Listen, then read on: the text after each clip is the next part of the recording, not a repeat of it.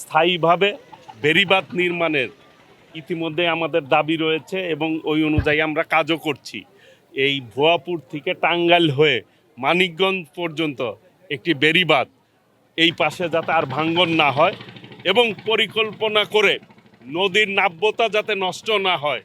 যখনই নদীর নাব্যতা নষ্ট হয় তখনই নদীর ভাঙ্গন বিভিন্ন দিকে চলে যায়। বিগত দিনে যে সরকার ছিল ফ্যাসিবাদ স্বৈরাচারী সরকার, তাদের লুটপাটের কারণে, দুর্নীতির কারণে এই দেশের জনগণ তাদেরকে এই দেশ থেকে আন্দোলনের মাধ্যমে তারা বিদায় নিয়েছে, বিতাড়িত হয়েছে।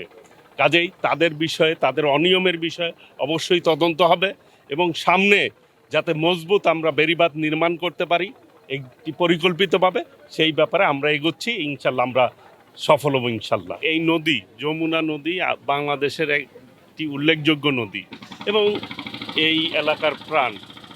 এইখানে যমুনার আশপাশে যে ভাঙ্গন রোধের জন্য ইতিপূর্বেই আমার ভাই সাবেক মন্ত্রী, মাননীয় সংসদ সদস্য, আমার বড় ভাই, উনি বলেছেন, উনি নিজে থেকে এই ভাঙ্গনটা যাতে না হয় সেই তদারকি করেছেন এবং জিও ব্যাগ এ পর্যন্ত প্রায় 25,000-এর বেশি জিও ব্যাগ এখানে ফেলা হয়েছে এবং বড় বড় পাইপ ব্যাগ যেগুলি সেগুলি ফেলে আল্লাহ রহমতে নদী ভাঙ্গন রোধ হয়েছে। স্থায়ীভাবে বেড়িবাঁধ নির্মাণের ইতিমধ্যে আমাদের দাবি রয়েছে এবং ওই অনুযায়ী আমরা কাজও করছি। এই ভুয়াপুর থেকে টাঙ্গাইল হয়ে মানিকগঞ্জ পর্যন্ত একটি বেড়িবাঁধ এই পাশে যাতে আর ভাঙ্গন না হয় এবং পরিকল্পনা করে নদীর নাব্যতা যাতে নষ্ট না হয়। যখনই নদীর নাব্যতা নষ্ট হয় তখনই নদীর ভাঙ্গন বিভিন্ন দিকে চলে যায়। AKS অর্জন করলো গিনেস ওয়ার্ল্ড রেকর্ডস। AKS সেই জন্য নদীর নাব্যতা যাতে ধরে রাখা যায় সেই জন্য কিন্তু ইতিমধ্যেই খাল খনন কর্মসূচি এবং নদী খনন কর্মসূচি মাননীয় প্রধানমন্ত্রী দেশনায়ক তারেক রহমান গ্রহণ করেছেন, যেটি শহীদ রাষ্ট্রপতি জিয়াউর রহমান যেটি চালু করেছিলেন। খাল খনন, নদী খনন, নদীর নাব্যতার যাতে ঠিক থাকে, নদীর গতিপথ যাতে ঠিক থাকে। নদীর গতিপথ যখন ঠিক থাকবে তখন ভাঙ্গন কিন্তু হবে না।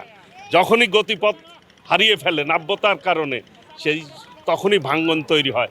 কাজেই সেই ব্যাপারে আমরা সজাগ রয়েছি।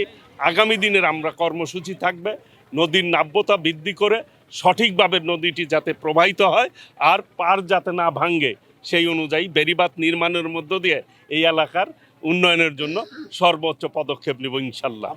এই পয়েন্টে যে অবস্থা সৃষ্টি হয়েছিল, গত রবিবার থেকে এখানে ভাঙ্গন শুরু হয় এবং সোমবার রোববার থেকেই আমরা ব্যবস্থা গ্রহণ করি এবং পানি উন্নয়ন বোর্ড এবং এলাকার জনগণের ব্যবস্থা গ্রহণ করে গাছ ফলানো শুরু করে।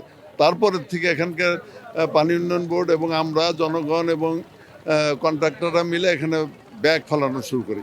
তারপরে তত্ত্বাবধায়ক প্রশাসক সাহেব এখানে এসেছিলেন, দেখে নতুন কিছু সিদ্ধান্ত দিয়ে গেলেন তিনি।